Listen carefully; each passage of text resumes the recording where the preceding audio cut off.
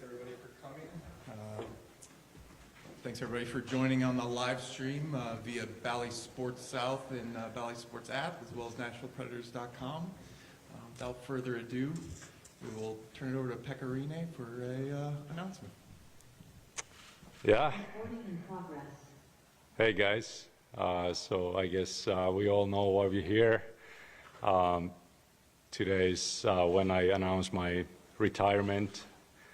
I think the one word that comes to my mind is thank you, and I'm very thankful for everything. I'm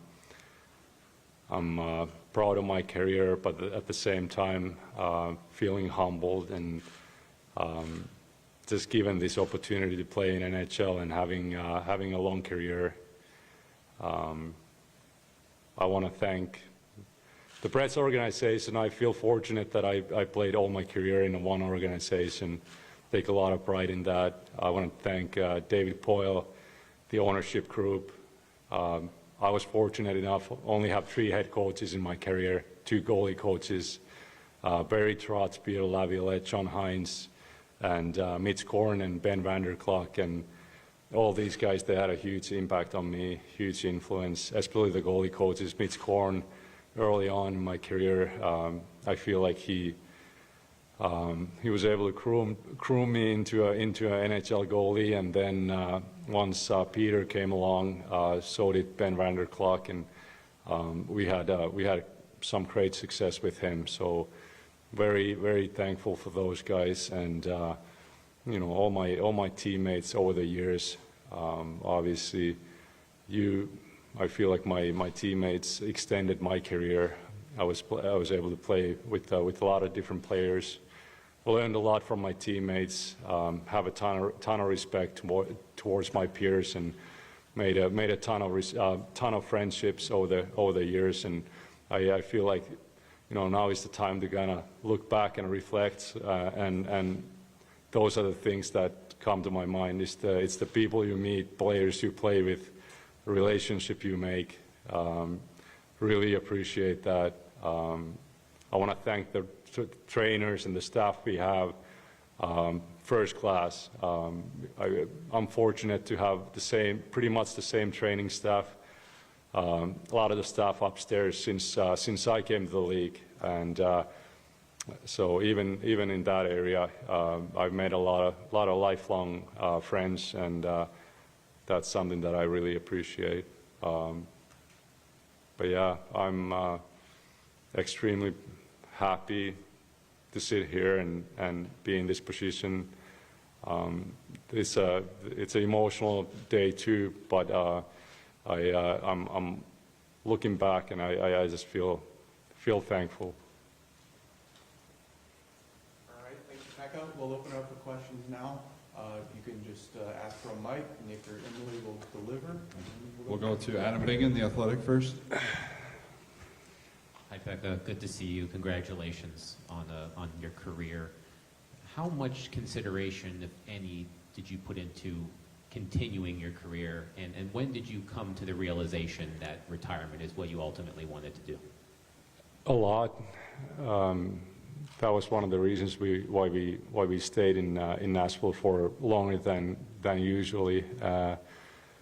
Just to give myself enough time to think through things, and give myself enough time to just be comfortable in any decisions I make. And but yeah, it's obviously something that I thought about a lot. And like I mentioned earlier, I'm so proud and fortunate that I've played in one organization all my career. So that truly was the only opportunity that was in my head. So there was two options: either retire or either continue playing with the Predators. And I appreciate David and everybody else for giving me enough time to make this decision on my own, and make a decision that I feel is the right one, and deep down I do feel that. So, but yeah, I gave that a lot of thought. Paul Scarina. Hi, Pekka, congratulations. Hope the fatherhood's going well. Just curious as to you mentioned in the article that you wrote that was published this morning, how much your son and it's looking like you're wearing a wedding ring. I'm guessing your wife or fiance. We never know what to call her. But how much of that had to do with your son and your girlfriend, wife, fiance? I mean, playing into your decision. And who did you call first when you made that decision? And could you share a little bit of what that conversation was like? First people I called was my parents. I think they deserved that, and so so thankful for them. But for sure, Paulus is 7 months old now, and he was born in early December, and for sure that kind of gives perspective on life and changes priorities, but I don't think he was the reason why I'm sitting here today. But for sure he's had an influence on that decision too, and I feel like there's multiple things. This is obviously not an overnight thing decision, so I've thought about it for a long time, and I think with everything, the pandemic, my son being born, and also my role has changed on the team, and I think all these things together affected, you know what I mean, like made this decision easier, I'd say so, and but yeah. Teresa Walker. Pekka, in your Players Tribune, you mentioned UC and him having watched you and having your poster. When you first heard that, did that maybe help start that thought process in the back of your head, at least, that starting the retirement thought process? No, not really. I'm too competitive for that. I don't know. Obviously, hockey's my passion. I love competing. I love playing with these guys, and but I do feel fortunate that me and UC ended up, playing in the same organization, playing in the same team. We have a really great relationship. But for sure, these past couple of years, when he showed that he can play, he belongs. He's ready to make that next step. So for sure, that also helps my decision. And but yeah, it's a special relationship. I'll be watching him for sure. Already talked to him earlier a few days ago, so he's up to speed. John Glennon. Hello, Pekka. Congratulations. I want to try to take you back to a couple early moments in your career. I guess first, way back getting drafted, a very late draft pick. In your mind at that point, did you even think that there was a possibility of an NHL career, a real possibility of an NHL career? And then also your first game for the Predators, if you could talk about, what was going through your mind way back when. Yeah, I mean, when I got drafted, I was already a couple of years after my draft age, so I was 20 years old. The draft is always there's like a big midsummer party always in Finland. So I was with my friends at this cottage cabin, and my agent calls me that I got drafted by Preds, and I couldn't believe it. I thought it was awesome, but I feel like that. I mean, obviously it was a big thing too. That got the wheel spinning, and you start dreaming about it and thinking about it. And but no, I never could have thought that some years after that I'd be playing in NHL and playing in a role that I played and having a long career. No, I could have never believed that. But I mean, you're ambition and your expectations and your competitiveness and everything like that, I feel like it grows as you move along, as your career moves along. And but I always think that I've been so fortunate that I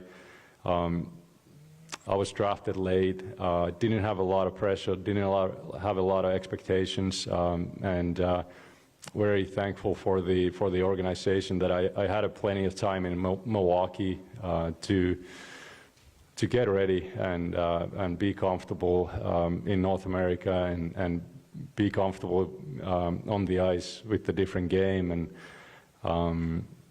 once I got this opportunity to come to Nashville, I feel like I was ready, and I was already 25 years old, so I feel like I was ready for it. But you know, for a lot of people, I feel like it was a surprise. But to me, that was it's been a long journey at that point, and you know, I'm very thankful for not every guy have that kind of opportunity to kind of make your mistakes and you know, have time on your side. Steve Lehman. Pekka, congratulations. It's Thank been you. a pleasure to cover you throughout these years.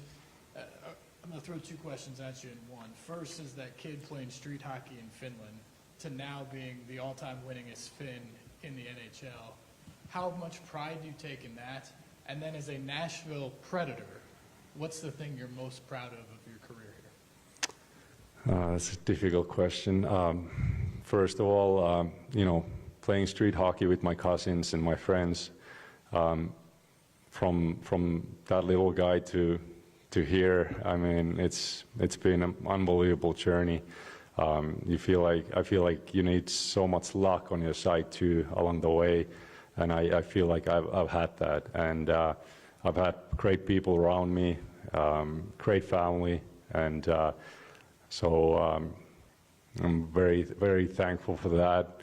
Obviously, what Nashville, the organization, the city means to me is, you know, this organization gave me a chance, first of all, you know, and I was able to,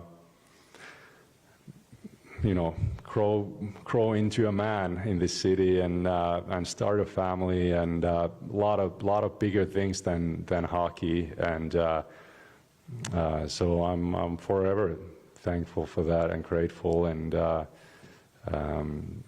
means a lot to me. I have a house here. This is my home, and want to thank the people of Nashville. Every single day I feel appreciated, I feel loved, and I truly feel that. And you know, it is a special place and special relationship with the organization and with the people of Nashville. Chris Harris. Hey, Pekka, congratulations, man. Thank you. On the ice, what stands out the most to you over your career? And then looking ahead, have you thought about what it's going to be like this year being a spectator? I think, to me, it's still that 2017 Stanley Cup run. That was something that I'll never forget. The whole run, the whole journey, it was so special. It also showed how difficult it is to win, and really makes you appreciate it and respect the trophy. And but yeah, that year was special. We had to claw our way into the playoffs, and then, you know, obviously everybody knows the story after that. But it was a special year, and but for sure that's one of those things. But yeah, coming back here next for the next season, I'm also excited. I don't know if hopefully I can use my speed or something, but bring some friends and family, and I'm excited to come and watch these guys. I'm excited for this team, excited for this organization, what's there to come, and I hope there's bigger and better things ahead of us. So, but for sure, you know, I'll always be a Nashville Predator, no matter what. If I'm playing, if I'm not, you know what I mean? Like I'll always be following this team and staying in touch and coming to the games. Justin Bradford. Hi, Pekka. Congratulations. Oh, right here. Sorry. Congratulations. So Thank you. one of the consistent messages just people saying about you is one of the best and nicest human beings possible to deal with, whether it's media or fans, and taking the time to spend with people and talk to them or take pictures with them. Was this a mindset you had going into your career? Is this just who you are? And why did you want to be able to give that extra time to people when you didn't really have to all the time? I don't know. I appreciate hearing something like that when it comes from people around you and people you meet and people you play with or people you associate with. Feeling humbled by that, but it is especially after. I think early on in my career, you obviously fight for your spot on the team and you want to establish yourself. And after that, when I felt that it's time to take another step on with my role with the team and with the city, and I was given a lot of opportunities to get out there in the community, and I really appreciate that. I feel like Nashville does organization does an unbelievable job with giving us players opportunities and chances to go out there, and that's how it started. I mean, I've always been a shy, more quiet guy, but I think that's how it started. I think a guy like Barry Trotz was very influential. He was very involved in our community and different charities, and so I felt home right away doing that, and ever since it's been a very important thing for me and very, very dear to me. So hopefully that's something that I can continue doing and stay involved. Joe Rexrod. Pekka, I wanted to go back a little bit too to your first impressions of Nashville when you came here, maybe specifically as a hockey town. What did you think then coming here? What do you think it is now? How much has it changed? How much pride do you take in having an impact on that? When I got drafted, I had to pull out my dad's map and little atlas book and check out where Nashville is. I didn't know much about it. I knew that for example, Kimmo Timonen was playing here. That was the only thing I knew about Nashville hockey, and but yeah, I didn't really have a lot of expectations. I knew about Nashville being a big country music city, things like that. But when I first got in, it looked totally different than it looks now. It was way smaller downtown. It's still, obviously you guys know, but it had the Broadway, had the arena. Didn't have, for example, Gulch or 12 South or all these new neighborhoods, and it did feel a lot different. And obviously the feeling now is it's grown a lot, and also the hockey part has grown a lot and changed a lot, and I feel fortunate that I've been part of that. I've seen it grow. I've seen the youth hockey develop, and a lot of great things happening in this city and around our organization. Brooks Bratton. Hi, Pekka. Congratulations again. Thank you.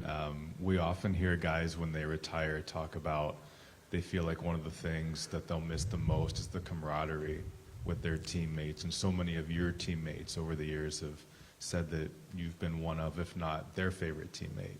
I'm wondering what you can say about your teammates, past, present, and are there maybe a couple guys that stand out to you, and how much you feel like you'll miss that camaraderie with the guys? Yeah, I don't know if I'm even prepared for that, but that's the one thing you're gonna miss is the teammates, is the locker room. Having that camaraderie, I think it's truly special what you have in hockey and in team sports. you share everything together, and you create such a close bonds. And I've been so fortunate all my career. I've had amazing teammates, and that's the one thing I'm gonna miss. And there's one I appreciate Joey being here, for example. But it's. I mean, I don't want to compare teams, and every year is different. But I do, from the bottom of my heart, I appreciate all of my teammates. And obviously, when you play with guys for longer periods of time, you create more of a connection or more of a friendship. But I don't want to. I feel like I have so many friends throughout hockey that it's hard to bring up a few names. I think the one thing too is having goalie partners from early on in my career. I think you create such a close bond with your partners, and I also realized that it could be different. So I've been extremely lucky to have such a good partners in net, and that we've always been able to support each other, but also push each other with all of my goalie partners. So I really appreciate that. Robbie Stanley.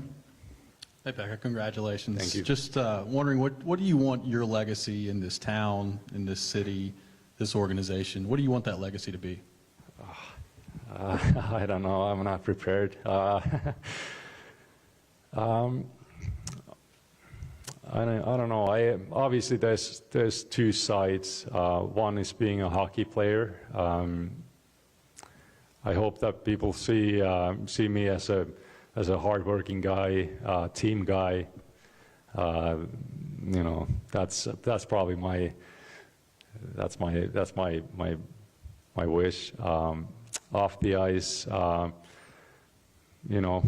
just a everyday man, just a man of the people. I mean, that's. I feel like that's who I am, and I don't think that in that aspect I don't really have expectations how people should remember me. But I do take pride in the the charity work we've done, and but yeah. John Glenn. Pekka, you touched on that on the Stanley Cup final run earlier. Specifically, I always think back to that to Game 4 here.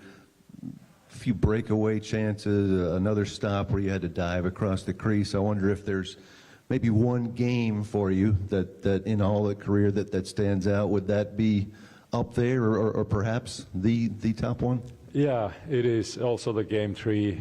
I remember coming back from Pittsburgh, being down 2-0. Personally, didn't play up to the level I was playing in those playoffs, in those first two games in Pittsburgh. And then I remember coming back for the Game 3 and skating out to the warm-ups, and already then you could feel our home crowd just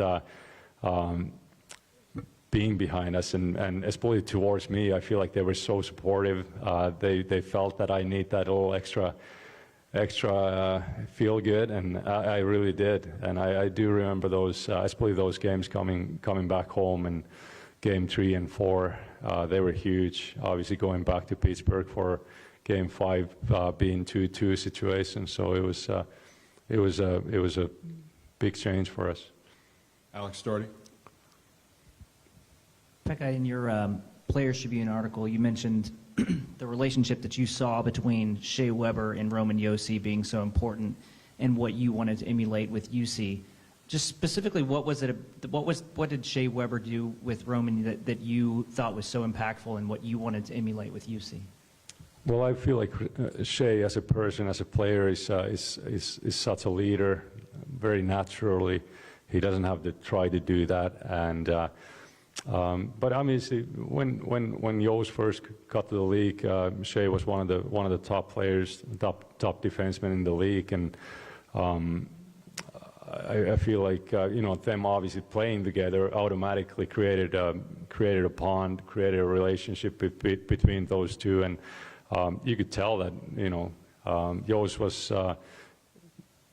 was such a talented player, but he was learning from Shea, and Shea was willing to help the guy, and it was a great pond, and now I'm not saying that Joost is that good because of Shea, but now you look at Joost, and he's a captain of this team, and he's a leader, and he has all those qualities, and he's grown as a player, as a man, and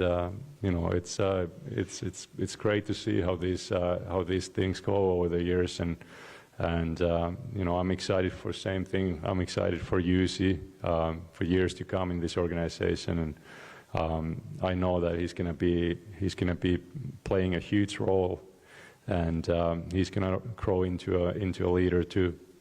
All right, we'll take one more from the in-person crowd and then turn it over to some on Zoom. We'll go to Darren McFarland. Pekka, you talked about the family dynamic at home, your role changing, factoring into this decision. For all the people who were there in the final regular season game against Carolina, it's hard to recreate that night. How much did that factor in, and what will you remember about that night against Carolina? Yeah, I don't know how much that factored, but yeah, you can't reproduce that. It's for sure. I think everything went like in movies. I mean, it was such a, now looking back, such a special ending to my career. I don't know, you could feel that right away after the game, and everything like that. It was, such a special game. But yeah, I don't know how much. I tried to keep that game separated from my decision, if that makes any sense, because it was also emotional, and it was all those things. So I tried to keep that game kind of out of my decision making. But now knowing that was my last game, it was what a way to end, and very thankful for my teammates too. Being there and beating a first of all good team, and for myself, selfishly having a shutout, and it does feel good. All right, thank you everyone in person here. We're going to take 3 from those of us who are joining on Zoom. So Peck's will just come over the audio. You can look down up at the camera right here. We'll go to Jeremy K. Goldberg. Go ahead, Jeremy. Pekka, thanks for doing this. I spoke to Nicholas Backstrom when I was working on your 300-win story, and he mentioned the infection that you had back in 2013 and how it could have derailed your career. Now that you're tied for 19th all-time in wins, brought this team within a game of a cup, scored a goal, 4-time All-Star, played in the Winter Classic, won a Vezina, et cetera, can you reflect on that time and maybe how concerned you were that you wouldn't be able to play again? Yeah, those were tough times, not gonna lie. First of all, it was a tough decision going into the surgery. I remember at the time I was trying to find out, there was a few goalies who had got it done, and I remember talking to guys like Tim Thomas and a few other guys around the league, and their experiences and how did it go and how was the recovery process and everything like that. And everything went well for a while, and I was able to recover, come back for the next season, and then I had that infection, which I feel like it's such a bad luck. And but yeah, that time that was tough, and I think out of 7 months I was on crutches for 5 months, and it felt like forever. And that recovery process was a hard one, and I remember after that season I ended up going to the World Championships in 2014. Ended up having success, and then having a really strong next year, and I feel like that really helped me just get over that hump and trust my abilities, and it was. But at the time, it was frustrating, and it was I guess serious for a minute. But luckily now we can just look back, and it's another memory. Go to Darius Joshua from CBS in Milwaukee. How you doing, Pekka? Darius Joshua, CBS 58 here in Milwaukee. You touched on a little bit in your Players Tribune piece. You touched on a little bit here. Kind of what do you remember about your time in Milwaukee that kind of helped propel you to your historic NHL career? I remember a lot of good times. Great city, first of all, great organization. My rookie year in Milwaukee, we ended up going to a Calder Cup finals. I'll never forget that. Same thing, lost the finals in 6 games against Hershey. But that was just, I remember going back home. What a year it was. I was, I'm very thankful that I got to live with Kevin Klein and Paul Brown, our former draft pick, and those guys really helped me that year. We didn't have any other Finnish guys down there, and that was really beneficial for me, for my, learning English and just how to take care of yourself and things like that. So I really have fond memories of Milwaukee. It was a great city and great time, and really enjoyed my time over there. And we'll go to Sean Smith on the forecheck. Hey, Pekka, congratulations, of course, on your retirement and an incredible career. And now that you're moving past that career on the ice, how do you envision your role and involvement with the team moving forward? Thank you. I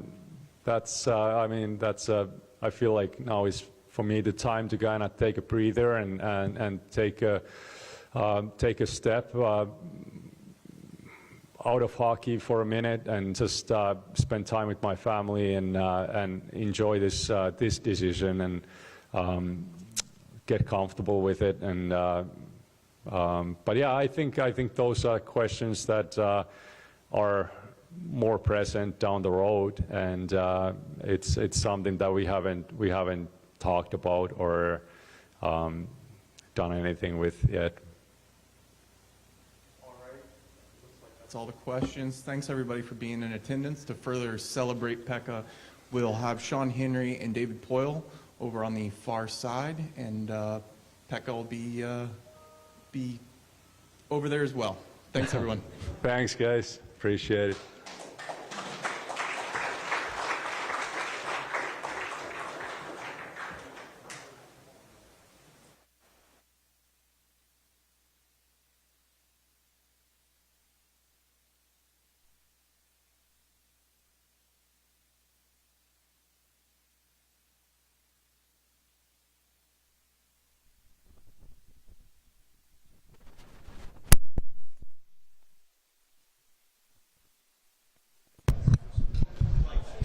Testing, testing.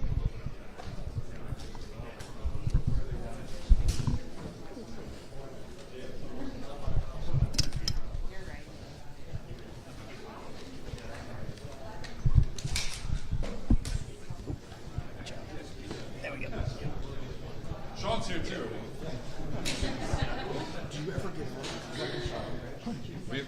We'll wait. Let the cameras get over. Set up.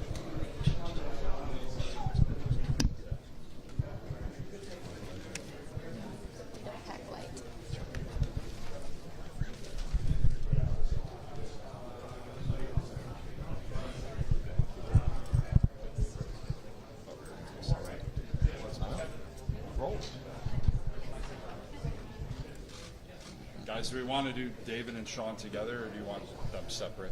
Doesn't matter. Separate, maybe easier Separate? for us. For us. Yeah, we'll start with David, then go to Sean. David, when you get the news, obviously it's news that you knew was coming eventually. What's your first gut reaction? You go cry? How do you react? I was pretty close to crying, yes. It was very emotional. As I told all of you during the year when I was asked, Pekka and I really didn't talk about it. I didn't want to go there, and I know Pekka over the years, he's very well thought out or what have you, and I certainly didn't want any pressure coming off the wrong way. So we met after the year, and I told him clearly that if he wanted to come back, we would be happy to have him come back. I probably said more than that, like I'd like him to come back. And honestly, when we talked, and this was now a couple of weeks ago when we talked and he came in, when he said he's going to retire, it was like, it was like I guess I didn't believe it or want to accept it at the beginning, but he kept talking just like he did here today in front of you, and he was very well thought out in terms of what he was thinking family-wise, career-wise, all the things that have been mentioned. And at the end of the conversation, it was like he's going to retire. This is not a situation where we should be talking to him, begging him to come back and play. I think some of the things that were mentioned here today, I truly believe that last game against Carolina was huge in terms of him playing, the shutout, how his teammates reacted to him, how the fans reacted to him right from the warm-up, the fact that he won the King Clancy Award this year, getting recognized for a lot of things that he did off the ice. I mean, it was like the total package. The circle came to a close. So I'm at peace with the decision. He certainly has been the face of the franchise, arguably the most important player that has ever played for the Predators. He alluded to, Nashville is a smaller city and a little bit of not a hockey town when he started here. And when you count the people that should be responsible for the influence there, Pekka is right at the top of the list with his on-ice performance of creating fans as a hockey player, allowing us to win a lot of games. And then, of course, off the ice, everything that he's done in the community was just, that's the total package. I mean, what more could we have wanted in the last 15 years from a goaltender, from a player? Pekka Rinne, he's the best. Not bad for somebody who's drafted at 258th overall, right? Well, I've done a few interviews in preparation for this, and we've recounted that story if you'd like to hear that one again. So in our infinite wisdom, Jani Kekalainen, who as our Finnish scout and who I called this morning to thank him for being the person most responsible for drafting Pekka, he had told us that he had a good feeling about this Finnish goaltender that hardly anybody knew about. So I sent my assistant at the time, Ray Shiro, over to Finland to watch him play. So Jani calls Ray at the hotel and says, Ray, make sure you come over to the game early. And Ray says, well, why do I have to come early? He says, well, Pekka's not going to play. He's the backup goalie.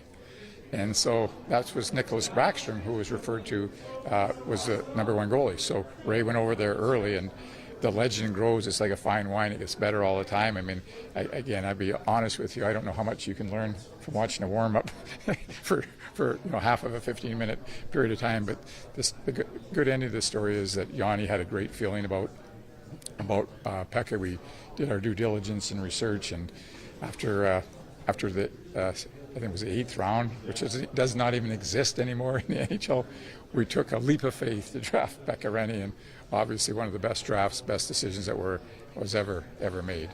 As the GM, how did you prepare yourself for what turned out to be inevitable? I mean, a legend walking away from the franchise Yale built. Well, it happened. I mean, as I've been around for a long time, so lots of good players have come through and retired or what have you. But this ranks up there with a very, very special person, a very special player, and so you're not prepared. I mean, we're really happy that we have Juice. He's played really well. He's behind Pekka, played exceptional this year. I think the torch has been passed, if that's the correct expression here. But who's not going to miss Pekka? When you had that long chat with him, what was your sense of maybe the top 1 or 2 factors that led him to make the call? I think it's a lot of factors. As I said earlier, I think this last game against Carolina, that's my own personal opinion, I think that had a lot to do with it. I think winning the King Clancy Award was a factor, but those are the last 2 things that happened. I think he's probably been thinking about it all year long. And Juice has been getting better and better, and Pekka's been playing less and less, and age enters into it. I would think you as an athlete, well, I know as an athlete, you have to be really driven, and I know I talked to Pekka yesterday we met for a while too. Like he's working out with Granlund still, and they work out at his house. He got a gym, and they go run at Hillwood High School, I think, or something like that. So it's not like he's given up being an athlete, but it takes a lot mentally, physically, and I think he just came to grips with a lot of those things. The family thing has been mentioned. Erica was here yesterday with Paulus and their dog, and it's just like he walks in like that with Erica, his dog, and Paulus, and all that. And I'm looking back, I remember him when he came over as, when he was like 22 years old and didn't have anything, just basically had the clothes on his back. So it's, you just see the maturity of the player and as the person. And, again, now that we've just done this press conference, it feels like the right time. I mean, if he came to me and changed his mind tomorrow, before we sign up his replacement, I would be happy to have him back. But I think he's at peace with it, and I know the organization totally supports that. The other thing I would like to say that is that so often, unfortunately, it never ends in a good way with players. Like they should have had one more year, or the organization didn't treat them correctly, or I guess what I'm saying is they didn't go out on their own terms. And Pekka's going out on his own terms. This is fantastic. He wrote the script, and he signed off. I mean, that's perfect for everybody. What did it mean? We've got Sean going right here. Let's go back here. Grab Joey. We'll come back. Cool. Thanks.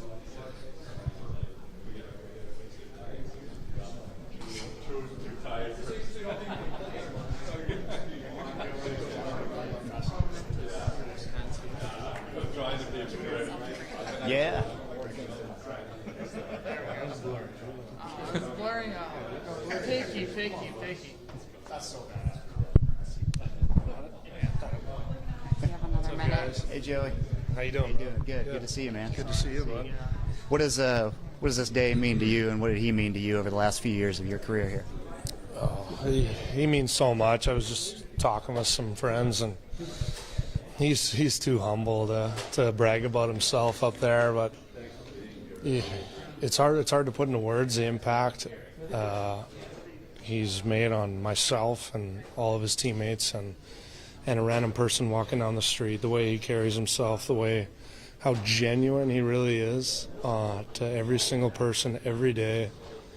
It's something that inspires me, and I look at him as a role model. And he won't say this ever, but he'll look you in the eye and shake your hand no matter who you are. Take time to speak with everyone, especially kids and fans and people at events, charity events, and all the stuff he's done all over all these years in the community. And that is, he's hard to.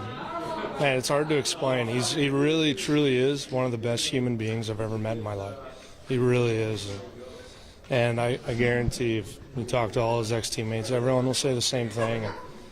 And you don't hear that too much. Like you do, there's a lot of good people in this game, but for myself, speaking for a lot of guys, he truly is one of the best human beings you'll ever meet in your life. And it's, I'm just thankful and grateful that I got to play with him for 5 years and be around that, his personality and character and how he carried himself. Learned so much, and I just look forward to continuing my career and keep passing on those traits to younger guys that I get the chance to play with and be a role model for. Yeah, and that kind of leads me to my next question. What will this locker room and this team miss by not having his presence there? Yeah, we'll miss a lot. It's gonna be a lot different. It'll be strange for sure. It's also fun though to look at Use and what he's learned from Pex, and how you can just see in him the growth and where he's taken steps as a young pro and a young leader on our team. And he reminds me of a mini Pex, and he's just another tremendous human being that's gonna bring a lot of joy to this city, not only on the ice, but community and all that good stuff. So it's tough times, but I'm just happy for him and his family. Yeah. You talked a little bit about just kind of